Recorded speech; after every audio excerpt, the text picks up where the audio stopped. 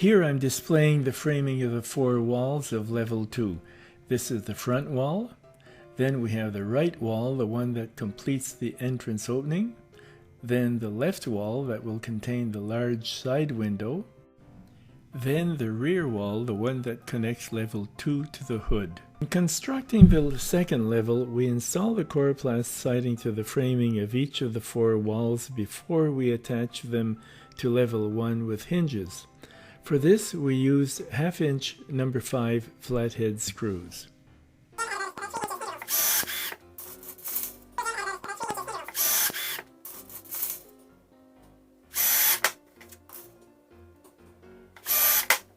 Now we're going to apply the Coroplast on the edges of the front and rear walls.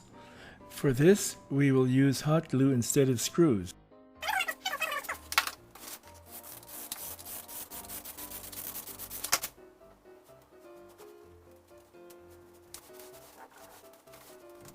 After cutting out the openings for the 3 sections of the side window, I didn't know what to use for attaching the screen material to the siding. Here you see me using double-sided mounting tape, which turned out to be fairly ineffective.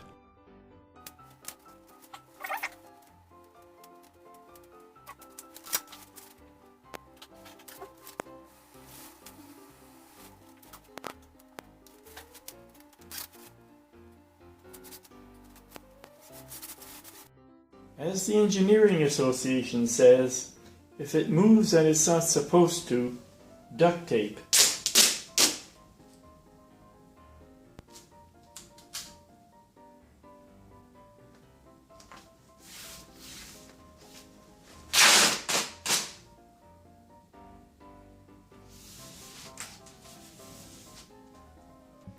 The following year, when I built the vent for the hood, I discovered a better way. Hot glue, and you will see this in the clip about the hood vent. Now let's talk about the hinges that serve to connect the different walls together. I like the idea of piano hinges because they can be cut to cover the entire length of the walls, and that would serve to strengthen the structure. Here I'm cutting one to size. This shows the hinges of the right walls being prepared for installation.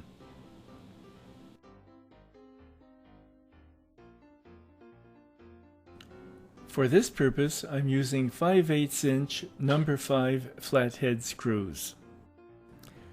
After I had completed the construction of the camper and seeing how well Coroplast resists to frequent bending and folding, I got the idea of replacing my metal piano hinges with ones made from Coroplast. This shows how to make a short one. Begin by cutting a 1.5 inch strip the length of the wall. If you want to save materials, you can use several short strips made from scraps. Out of pure laziness, I'm using the flute slicing technique.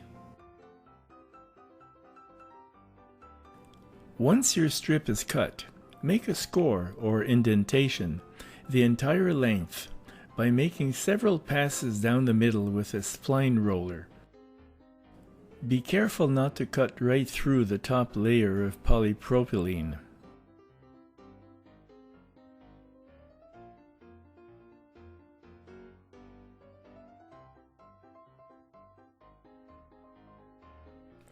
Here you see me installing the Coroplast hinge to join the 2 left side walls, using the same screws as I used for the metal piano hinge. I don't remember why, but at some point I had to replace the duct tape around the screens. Once the piano hinges or Coroplast hinges are installed, there has to be a way of holding the walls together when they're raised. When I started building the trailer, I didn't know how I'd go about this, but I figured I'd cross that bridge when I got to it.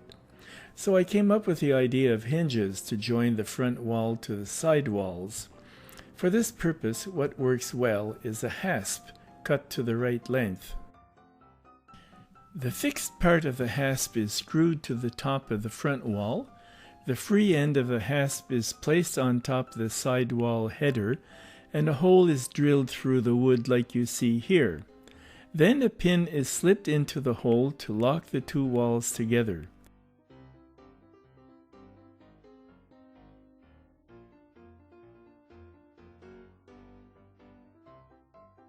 Later I'll demonstrate how to make pins because we will need a total of 6 pins all told.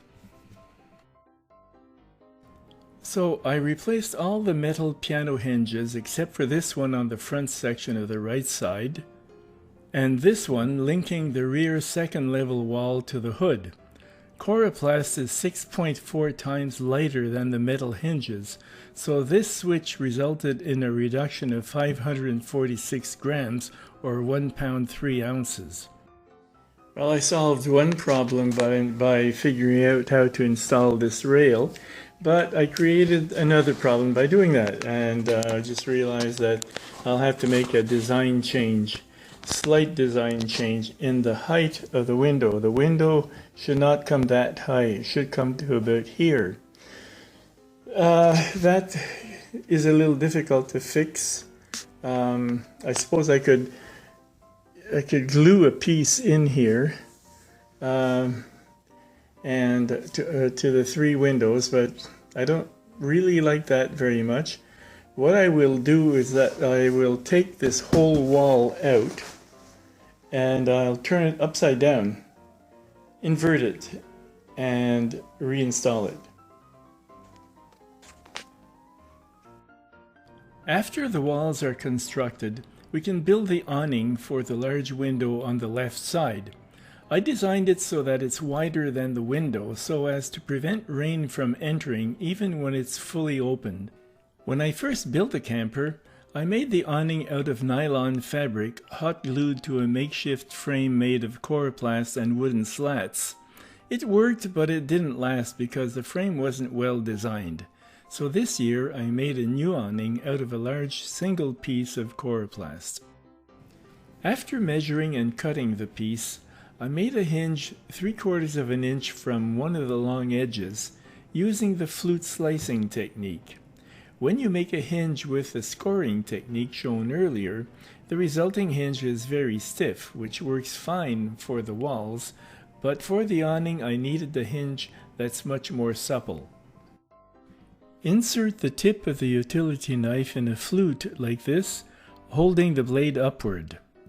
Slide the blade along the flute the entire length of the piece of Coroplast by holding the knife firmly without pointing down. Cut only the top film of the plastic, leaving the bottom film intact, as that will act as your hinge. If you're planning on carrying out a lot of Coroplast projects, you might want to invest in a flute cutter like this one instead of playing around with a tool that isn't designed for the purpose. Then the awning is screwed in place with 3/4 inch No. 6 flathead screws, 1 screw per stud and per backing block. Apply duct tape along the hinge portion of the awning to avoid water infiltration.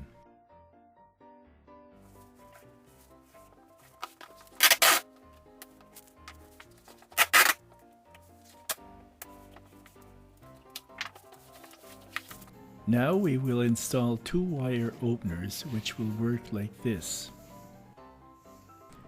This is one of the wire openers close up. They're made from 16 gauge stainless steel welding wire, which is easy to cut and malleable. This is what I used on my original awning in 2018, and it worked well. I might decide to add a 3rd one in the middle or to figure out a way to stiffen the bottom edge of the awning to prevent sagging. This shows the installation of the wire opener. We begin by taping the awning shut so it doesn't move. Then we poke holes through the camper wall and the awning simultaneously. This way we know that they're going to be aligned.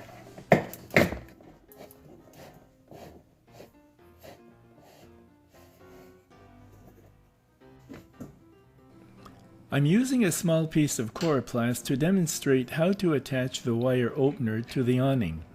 You begin by forming the inner supportive portion. It starts with a 90-degree bend about 7 inches from the end. You then bend it back over itself and back again to the starting point.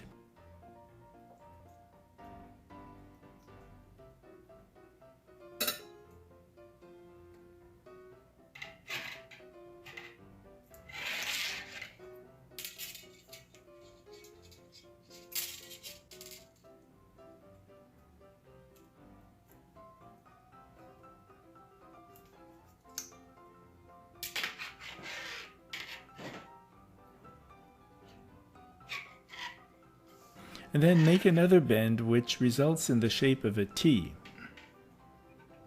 Like this. The width of the T's crossbar is 1 inch. We push the end of the opener into the hole we had previously made earlier from inside the camper and form another bar of the T on the outside. We do this by making 2 opposing 90-degree bends, which is a little fiddly since there isn't much room to work, as we want the second bar of the T to be snug against the surface of the Coroplast.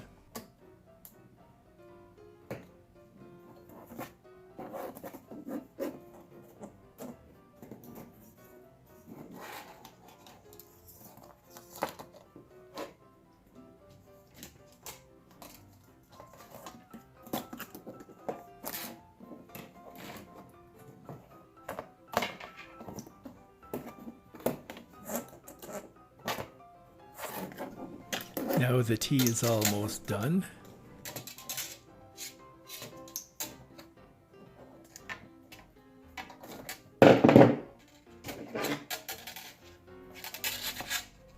Now it's good and snug, and we cut the wire to the right length.